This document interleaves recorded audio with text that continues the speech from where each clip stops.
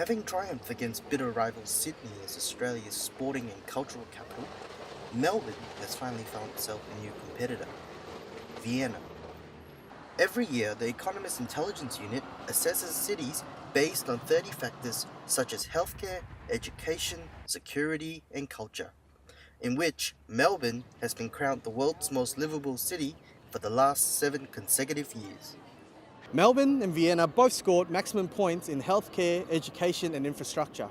In fact, improvements within its cultural and environmental components meant that Melbourne improved on its score from last year. However, a decrease in the terrorism threat in Europe was enough to see Vienna edge over Melbourne by just 0.7 of a point, making them 2018's world's most livable city.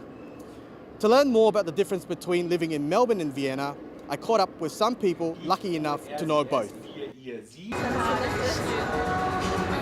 Servus, ich bin Carmen, ich bin eine Wienerin und wohne seit 2016 in Melbourne. Und jetzt bin ich in Brunswick.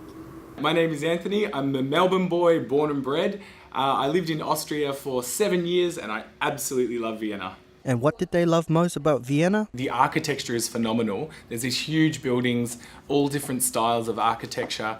It's a very romantic city and they were so clean, these buildings. They were like the equivalent of these in Melbourne, probably not as clean. So I was really impressed. What's also really great about Vienna is that it's in the center of Europe, so you can just go to another city over the weekend and yeah, for example, you can say, tomorrow I want to go to Paris or to Barcelona, so it's a really great spot.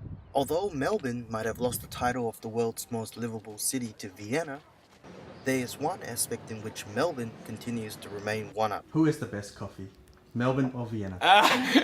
Is that even a question? Melbourne, of course, come on. Melbourne, 100%. Nicholas Ng, Mojo News.